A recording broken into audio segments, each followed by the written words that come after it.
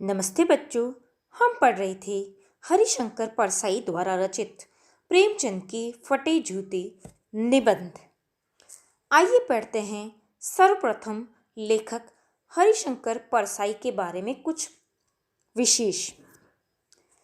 हरिशंकर परसाई का जन्म सन 1922 में मध्य प्रदेश के होशंगाबाद जिले के झमानी गांव में हुआ। नागपुर विश्वविद्यालय से एमए करने के बाद कुछ दिनों तक अध्यापन कार्य किया। सन 1947 से स्वतंत्र लेखन करने लगे। जबलपुर से वसुधा नामक पत्रिका निकाली, जिसकी हिंदी संसार में काफ़ी सराहना हुई। सन 1995 में इस महान हस्ती का निधन हो गया। परसाई जी ने लगभग 2 दर्जन पुस्तकें लिखी, जिनमें से प्रमुख हैं कहानी संग्रह में हंसते हैं रोते हैं, जैसे उनके दिन फिरे, उपन्यास में रानी नागफनी की कहानी तट की खोज, निबंध संग्रह में तब की बात और थी, भूत के पांव पीछे, बेईमानी की परत, पगडंडियों का ज़माना, सदाचार का तावीज़, शिकायत मुझे भी है और अंत में इत्यादि। व्यंग्य संग्रह में वैष्णव की फिसलन, तिरछी रेखाएं, ठिठुरता हुआ गणतंत्र, विकलांग श्रद्धा का दौर आदि। परसाई जी ने अपने व्यंग्य लेखन से भारतीय जीवन में व्याप्त अनेक बुराइयों पर सशक्त आक्षेप किया है।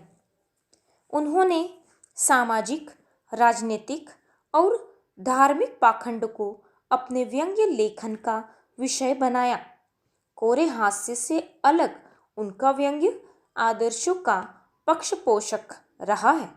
इस कारण वे सामाजिक परिवर्तन की चेतना उत्पन्न करने में भी सक्षम रहे हैं। उन्होंने भ्रष्ट नेताओं एवं प्रशासकों पर व्यंग्य करते हुए शोषण, उत्पीड़न के विरुद्ध सशक्त स्वर व्यक्त किया है। इसके साथ ही व्यंग्य साहित्य के मानकों का निर्माण भी किया है।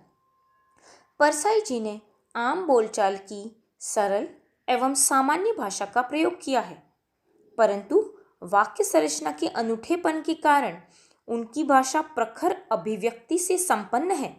उन्होंने विषयानुसार हिंदी, उर्दू, अंग्रेजी, तत्सव तद्भव तथा देशज शब्दों का प्रयोग कर कथ्य को प्रभावशाली भी बनाया है। व्यंग्य लेखन की विविध शैलियों में भी वे सिद्धहस्त रहे हैं।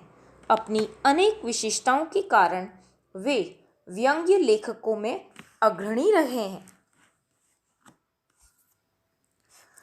आइए पढ़ते हैं प्रेमचंद के फटे जूते का कुछ परिचय। प्रस्तुत पाठ में लेखक प्रेमचंद की ऐसी फोटो की बात करता है जिसमें उनका जूता फटा हुआ है।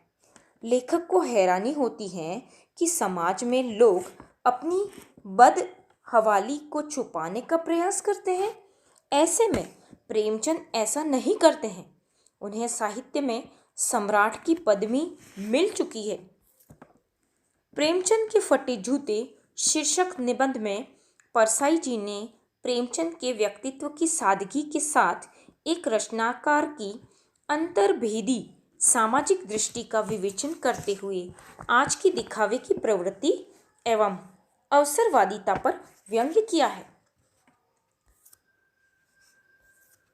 लेखक के सामने प्रेमचंद और उनकी पत्नी का एक फोटो है।